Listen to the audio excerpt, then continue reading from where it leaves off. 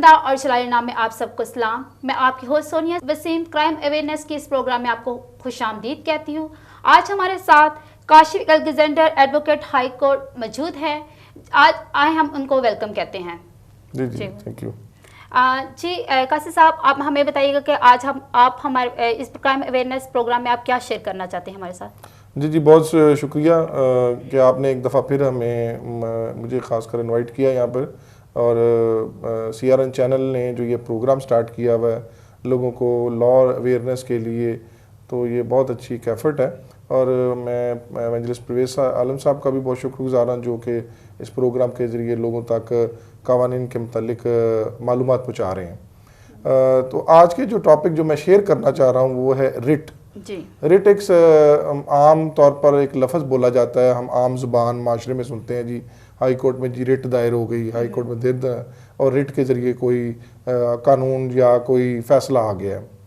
तो रिट से मुराद यहाँ पर मैं एक्सप्लेन करना चाहूँगा अपने नाजरीन को कि रिट एक फॉर्मली एक हुक्मनामा होता है जो कि आला अदलिया जो है वो जारी करती हैं, और उसके ज़रिए कोई कानूनी हुक्म अपने अदारों को सादर फरमाती हैं ताकि वो कानूनी काम कर सके। अच्छा काशिफ साहब, आप मुझे बताइएगा रिट जो है वो किस कानून के तहत की जाती है। हाँ, ये बड़ा अहम क्वेश्चन है। रिट जो है, जो रिट का कानून है वो हमारे आईन पाकिस्तान 1973 का लॉ आइन के अंदर एक आर्टिकल है, एक 199, उसके तहत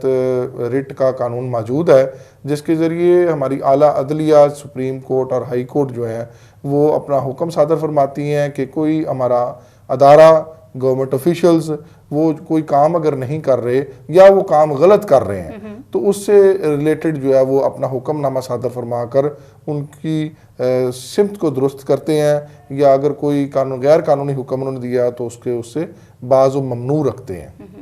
अच्छा, ये रिट की भी कोई इकसाम है? हाँ जी, रिट की बड़ी अहम क्वेश्चन है। रिट की जो हमारे कानून के अंदर मौजूद है इसकी 5 किस्में मौजूद हैं। इसमें एक बड़ी अहम किस्म जो है जिससे मुतल्लिक मैं बताना चाहूँगा वो हब्से बेजा की रिट है। हब्से बेजा की जो रिट है उसके आम तौर पर आपने देखा होगा कि कोई गवर्नमेंट ऑफिशियल या पुलिस जो है किसी बंदे को गिरफ्तार कर ले और वो उसको गैर कानूनी तौर पर अपने पास रख ले तो वो हब्से बेजा की रिट दायर की जाती है ताकि उस शख्स को बरामद किया जाए इल्लीगल कस्टडी से और उसको अदालत के सामने पेश किया जा सके। और ये हमारा जो आर्टिकल 15 है, आर्टिकल 15 के तहत जो हमारा right of freedom, right of movement है उसको सेफगार्ड करता है। और रिट का बुनियादी मकसद भी यही है कि हमारे जो फंडामेंटल राइट जो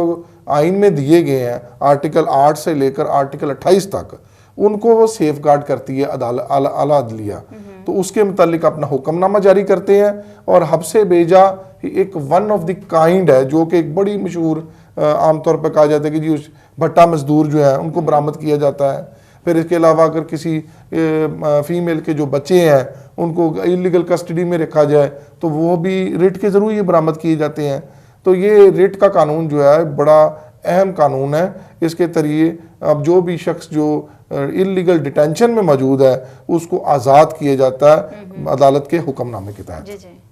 अभी आपने एक इकसाम बताइए कि टोटल 5 इकसाम थे, काइंडली आप बाकी इकसाम के बारे में थोड़ा थोड़ा अगर बता दें ऑडियंस को। जी बिल्कुल। मैं एक बड़ी एक अहम चीज़ बताना चाहूँगा कि जो हब्से बेजा है, हब्से बेजा का कानून हाई कोर्ट में तो अवेलेबल ही है लेकिन साथ साथ अब सेशन कोर्ट के अंदर भी ये कानून जो है वो बजरिया सेशन कोर्ट के भी हम रिट दायर करके बच्चा बरामद कर सकते हैं। कोई जो नाबालगान है जो वालदा से लदा किए हुए हैं तो वो अगर उसके खावंद उसको नहीं मिलने दे रहा, कोई बच्चा, कई दफ़ा ये भी होता है कि खातून को घर से धक्के मार के निकाल दिया गया है और वो बच्चे उससे छीन लिए गए हैं, उसके जो ससुराली है उससे बच्चों से नहीं मिलने दे रहे, तो वहाँ पे फिर हम अदालत के ज़रिए दरवाज़ा खटकाते हैं, इस्तदा करते हैं कि जी मेरे सकलिंग बेबी हैं, दूध पीने वाले हैं, ये बहुत छोटे बच्चे हैं, बच्चियाँ हैं, तो मुझे उनसे वालदैन, मुझे बतौर वालदा मुझे मिलने नहीं दिया जा रहा। फिर अदालत जो है वो या थाने के ज़रिए डायरेक्शन करके या अपना बेलफ भिजवाती है, वो उसको वहाँ से इलीगल कस्टडी से निकाल कर बरामद करता है और वालदा तक पहुँचाता है। इसलिए आपके चैनल के थ्रू मैं ये ज़रूर कहूँगा कि ऐसी ख़वातीन जिनके साथ जुल्म किया जाए और कोई ऐसा घरेलू मसला पैदा होता है कि उसके अंदर बच्चों उसको धक्के मार के निकाल दिया गया है और उससे बच्चे छीन लिए गए हैं, तो ये कानून मौजूद है उनकी सेफगार्ड करने के लिए, और उसके ज़रिए हम वो बच्चे बरामद करके उन वालदैन को, वालदा को खासकर वो बच्चे दे सकते हैं। दूसरी सबसे बड़ी अहम रिट जो है वो रिट ऑफ मैंडमस है। रिट ऑफ मैंडमस का मतलब है, मैंडमस का मतलब है टू कमांड, कि हुक्मनामा जारी करना कि कोई भी ऐसा अदारा जो हमारा मौजूद है, जैसे प्रोविंशियल या फेडरल अदारा मौजूद है, वो अदारा जो है कोई काम नहीं कर रहा जो कानूनी तौर पर उसको करना चाहिए, तो वो अगर वो काम नहीं कर रहा तो हम अदारे के पास जाते हैं कि जज साहब ये अदारा जो है हमारा ये कानूनी काम है और ये कानूनी तरीकाकार के तहत उसको करना चाहिए, तो ये वो कर नहीं रहा, तो फिर वो अदालत जो है उस दरख्वास्त को की समाअत करती है और उस प्रोविंशियल या फेडरल अदारे को हुक्मनामा जारी करती है कि वो काम, वो पब्लिक ड्यूटी जो उसके ऊपर सुपुर्द है और आइन के मुताबिक या उसकी फ़राइज़ मनसबी में शामिल है। जैसे मेरा एक राइट है कि मैं कहीं से भी इंफॉर्मेशन ले सकूं, मेरा ये राइट है कि मैं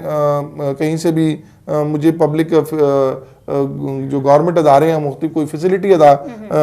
दें जो कि उसका काम है देना, मुझे मेरी कोई दरख्वास्त पे अमल दरामद नहीं कर रहे, मैंने कोई दरख्वास्त दी हुई है, तो वो अदालत जो है रिट ऑफ मैंडमस जो है जारी करती है कि भाई जाके ये जो आपका जो पब्लिक ड्यूटी है जिसके लिए आपको मुकर्रर किया गया है तो उसके ऊपर आप अमल दरामद करें, तो अदालत वो हुक्मनामा जारी करती है। इसी तरीके से बड़ी एक अहम रिट है जिसको कहते हैं रिट ऑफ सिश्योरारी। सिश्योरारी का मतलब है कि कोई रिकॉर्ड कॉल करना या कोई भी ऐसा ऑर्डर जो पास हो गया हुआ है, किसी अथॉरिटी ने भी ऑर्डर पास किया है,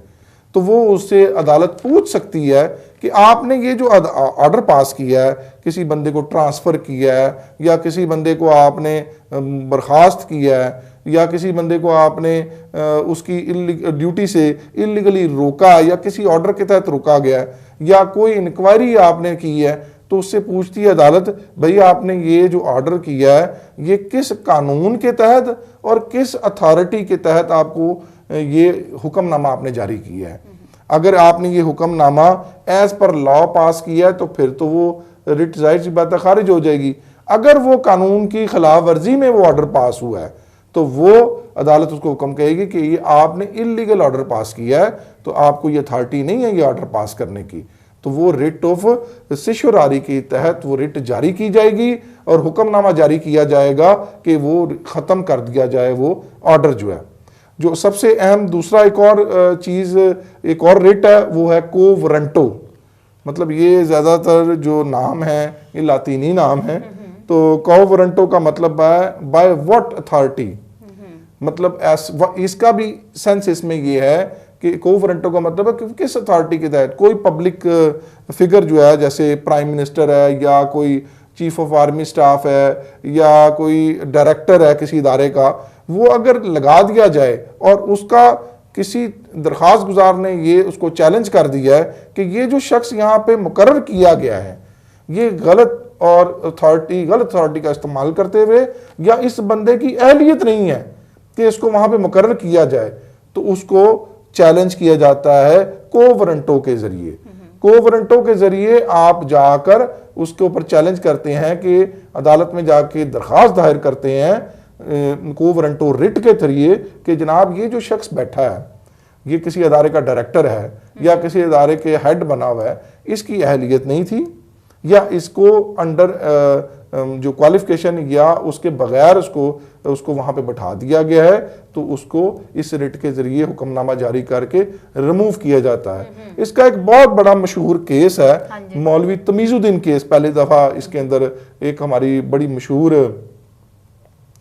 इस पे जजमेंट भी आई हुई है। इसके बाद इस मौलवी तमीज़ुद्दीन के केस के साथ साथ आपने एक बहुत मशहूर और वाक़या हुआ था 99 के अंदर, मुशर्रफ साहब का, जनरल मुशर्रफ ने जब टेक ओवर किया था तो वो उनकी जो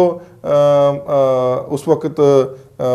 बतौर चीफ एग्जेक्टिव जो उनकी अथॉरिटी है कि उसको भी हाई कोर्ट में, सुप्रीम कोर्ट में चैलेंज किया गया था रिट ऑफ को वारंटो के ज़रिए। तो ये एक बड़ी अहम रिट है जिसके ज़रिए अपने हकूक़ का हम तहफ़्फ़ुज़ कर सकते हैं। अगर कहीं पे हमारे हकूक़ सलब किए जा रहे हैं तो हमें आईन पाकिस्तान ने आर्टिकल 99 के तहत ये कानून, ये तहफ़्फ़ुज़ और ये हक हासिल है दिया हुआ है कि हम इसको अदालत में जाकर सेल कर सकें और अदालत से अपना जो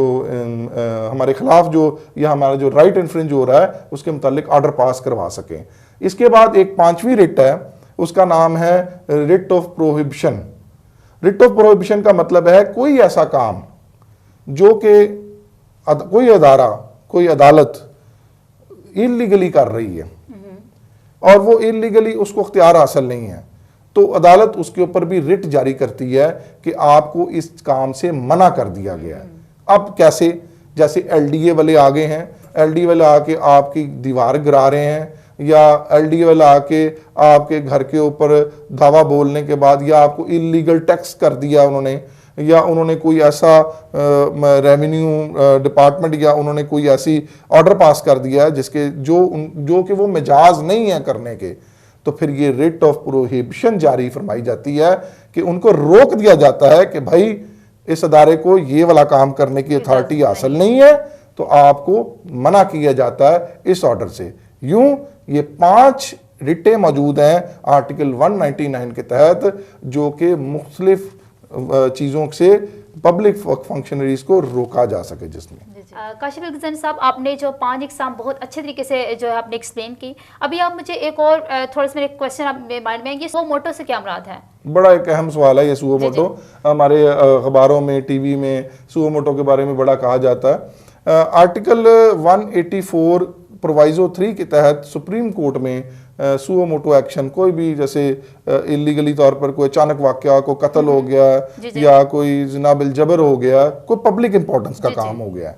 तो आला अदलिया जिसमें सिर्फ सुप्रीम कोर्ट के पास ये इख्तियार हासिल है कि वो सुओ मोटो एक्शन ले लेती है। ये हाई कोर्ट के पास ये इख्तियार नहीं है, तो सुप्रीम कोर्ट उसका सुओ मोटो एक्शन लेकर और उसके ऊपर अपना हुक्म जारी करती है कि ये बड़ा ज्यादती हुई है और पब्लिक इंपॉर्टेंस का चक्कर है, तो इसलिए वो जल्द से जल्द उसके ऊपर अपना सुओ मोटो नोटिस जारी करती है और अदारों को तलब कर लेती है कि आके बताएं कि ये वाला वाकया, कत्ल का वाकया, ज़ला बिल जबर का वाकया, या कोई पानी वाला या सैलाब का वाकया, या कोई भी पब्लिक इंपॉर्टेंस का वाकया क्यों हुआ है, तो इस सुओ मोटो एक्शन उस सूरत में लिया जाता है। जी काशिफ साहब, आपने सुओ मोटो को बहुत अच्छे से एक्सप्लेन किया। मेरे लिए आपके लिए एक आम सा सवाल है, क्या रिट के जरिए आला अदलिया में गैर कानूनी ओहदों को भी चैलेंज किया जा सकता है? जी जी बिल्कुल, मैंने जैसे पहले भी बता दिया आपको, रिट ऑफ सर्शियरी के अंदर एक ऐसी रिट है जिसके ज़रिए हम ऐसे ओहदों को चैलेंज कर सकते हैं जो कि मुख्तलिफ मतलब गवर्नमेंट के किसी भी डिपार्टमेंट के अंदर गैर कानूनी तौर पर अगर कोई लगा दिया गया शख्स और वो कानून की खिलाफ वर्जी की गई है, जैसे LD के अंदर या किसी डिपार्टमेंट का हेड मेडिकल डिपार्टमेंट में लगा दिया गया है और वो उसकी अहलियत नहीं बनती,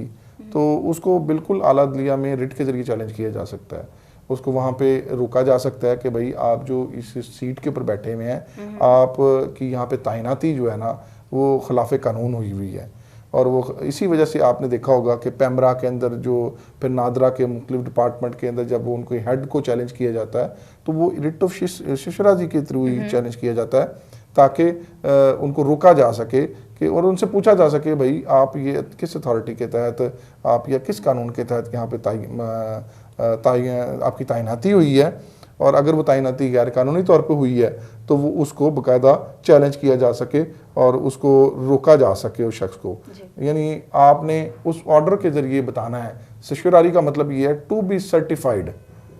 मतलब आपने उस ऑर्डर को बताना है कि इस ऑर्डर के तहत वो शख्स जो है वो वहाँ पे तैनात है।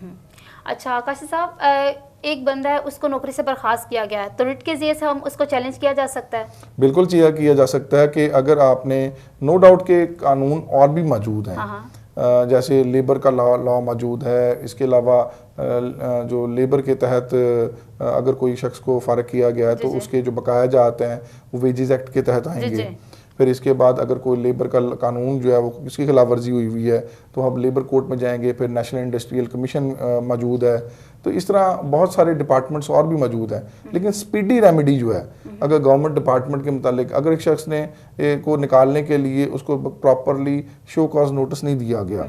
और उसकी बाकायदा हियरिंग नहीं हुई भी, उसकी इंक्वायरी नहीं हुई, बाकायदा उसको नोटिस जारी नहीं हुआ हुआ, और अचानक ही वो शख्स अगर सुबह आया और उसने उसके खिलाफ जारी कर दिया है, नोटिस जारी करके डिसमिस कर दिया, तो वो जाके उसको बाकायदा रेट के जरिए कह सकता है कि जनाब मेरी इलीगल डिसमिसल हो गई है, मेरा प्रॉपर फोरम नहीं दिया गया, मुझे प्रॉपर राइट ऑफ हियरिंग नहीं दिया गया। तो वो बाकायदा चैलेंज वो रिट में भी कर सकता है उसको, और रिट के अंदर जाके उस गैर कानूनी बर्खास्तगी को चैलेंज करता है स्पीडी रेमेडी में आके। जी जी। अच्छा काजी साहब, क्या रिट के जरिए टैक्स जो हम लोग देते हैं इनको भी चैलेंज किया जा सकता है? हाँ जी बिल्कुल। टैक्स जो मुख्तलिफ इलीगल टैक्स लगाते हैं तो उससे मुतलिक अगर कोई शख्स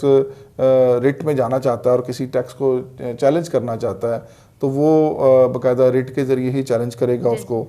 और वो हुक्मनामा, क्योंकि FBR के थ्रू फेडरल रेवेन्यू ब्यूरो के तहत ही FBR जो है आपका वो सारा इसको रेनोवेट करता है, फिर रेवेन्यू डिपार्टमेंट इसको करता है। तो गवर्नमेंट जब कोई टैक्स डबल टैक्सेशन करती है तो फिर उसको अदालत में आके साबित करना पड़ता है, रिट जुरिस्डिक्शन में भी आकर, कि जनाब ये वाला जो टैक्स है ये गवर्नमेंट ने अपनी अथॉरिटी एक्सीड किया है, इलीगल किया है और ये वाला टैक्स नहीं लगना चाहिए था। तो वो टैक्स जो है वो वहाँ पे रिट के ज़रिए चैलेंज हो सकता है। गवर्नमेंट ने वो जो क्या कहते हैं टैक्सेशन है उसके मुतालिक हम रिट फाइल कर सकते हैं, रिट ऑफ प्रोहिबिशन में जा सकते हैं कि उसको स्टॉप किया जा सके कि ये वाला जो टैक्स है ये इलीगल है, लेकिन हमें वहाँ पे पहले प्रूफ करना पड़ेगा और फिर उस रिट के जरिए स्पीडी रेमेडी में आके हम उस ऑर्डर को चैलेंज कर सकते हैं। जी जी। आपसे एक सवाल है, क्या रिट के जरिए मातहत अदलिया के फैसलों को भी चैलेंज किया जा सकता है? जी जी बिल्कुल, मातहत अदलिया के फैसलों को चैलेंज किया जा सकता है, लेकिन वो वाले फैसले सिर्फ चैलेंज हो सकते हैं जिनके अंदर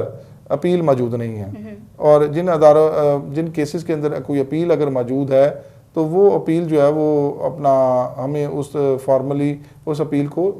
उसी फोरम पे जाके चैलेंज करना पड़ता है कि ये वाला फैसला इसके अंदर अपील मौजूद है, कोई जिस कानून में उस फैसले के मुतालिक अपील मौजूद है हम उसके लिए रिट फाइल नहीं कर सकते। लेकिन जिस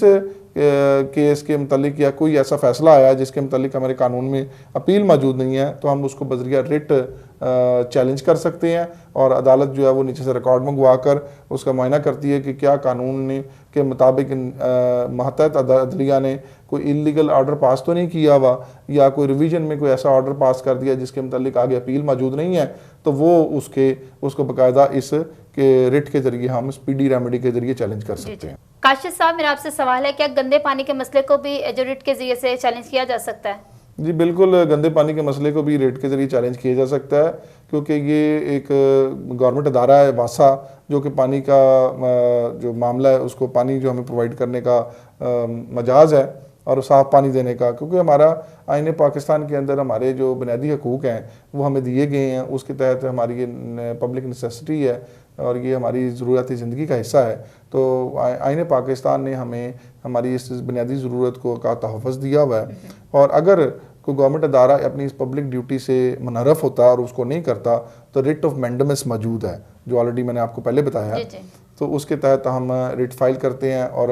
अदारे को कहते हैं कि जी ये आपकी पब्लिक ड्यूटी है कि और मेरा आइन में ये हक हासिल है कि मुझे साफ़ पानी प्रोवाइड किया जाए और ये वाला गंदा पानी मुझे मिल रहा है, तो इसके ऊपर रिट ऑफ मैंडेमस जारी करती है अदालत कि भाई वासा, it's your public duty to perform to give the necessity of clean water to the citizen.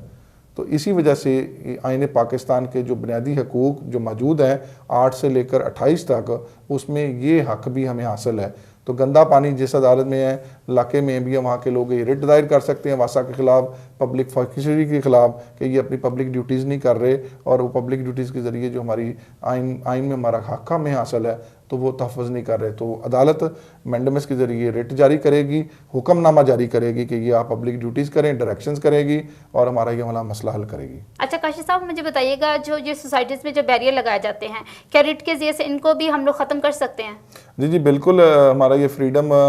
ये आर्टिकल ऑफ जो फंडामेंटल राइट्स हैं उसके अंदर ये आर्टिकल 15 है जिसके तहत हमारी मूवमेंट जो है उसकी आज़ादी है बाकायदा, उसमें रुकावट पैदा नहीं की जा सकती। तो रिट के ज़रिए बाकायदा हम अदालत में जाते हैं कि जी ये जो बैरियर्स लगे हुए हैं ये गैर कानूनी लगे हुए हैं। जैसे लाहौर के अंदर एक माल्टा सोसाइटी है, वहाँ पे भी बहुत सारे बैरियर लगे हुए हैं, तो वो सिक्योरिटी रीजंस की वजह से भी कहते हैं कि सिक्योरिटी रीजंस की वजह से भी हैं, लेकिन अदालत में उनके खिलाफ भी रिट दायर हुई। फिर उसके बाद अदालत में उन्होंने अपने रीजंस दिए और जिन्होंने रिट दायर की उन्होंने अपने रीजंस दिए, बताया कि जी हमारी, फिर उन्होंने एक ख़ास टाइम मुकर्रर किया कि और उसका एक हल निकाला। लेकिन कोई भी शख्स कोई राहदारी या सड़क को ब्लॉक नहीं कर सकता, ये काबिल ताज़ीर जुर्म भी है और इसके अलावा ये हमारा फंडामेंटल राइट भी है कि हमें बैरियर्स के जरिए रोका नहीं जा सकता, सड़क को ब्लॉक नहीं किया जा सकता, हमारे रास्ते में रुकावट पैदा नहीं की जा सकती। कानून में हमें इसकी बाकायदा तहफ़्फ़ुज़ मिला हुआ और ये हमारा फ्रीडम ऑफ मूवमेंट जो है हमारा आइनी हक भी है। तो इसलिए हम रिट के ज़रिए बाकायदा चैलेंज कर सकते हैं इसको कि ये रुकावटें दूर की जाएँ। इसीलिए आपको याद होगा कि जब बहुत ज़्यादा दहशतगर्दी का मौका था तो उस वक्त बहुत सारी रुकावटें रखी गई हुई थी और बहुत सारी रुकावटों के ज़रिए पुलिस नाके लगाए जाते थे। तो वहाँ पे भी हाई कोर्ट ने फिर रिट जारी फरमाई कि ये तमाम इल्लीगल नाके जो हैं और इल्लीगल रुकावटें जो लगाई हुई हैं वो सारी ख़त्म की जाएँ, और वो ख़त्म भी हुई और फिर हम लोग रवां-दव हुए लाहौर में भी और मुख्तलिफ एरियाज़ के अंदर भी। तो ये हाई कोर्ट के ज़रिए हम वाकई ही बैरियर्स और इल्लीगल रुकावटों को चैलेंज करके ख़त्म करवा सकते हैं। बहुत शुक्रिया काशिफ साहब, आपने बहुत अच्छे तरीके से एक्सप्लेन किया। जी नाज़रीन, मैं उम्मीद रखती हूँ कि आपने इस क्राइम अवेयरनेस प्रोग्राम के ज़रिए बहुत कुछ आपको सीखने को मिला। हमारे इस चैनल को शेयर करना और लाइक करना मत भूलिएगा। God bless you all.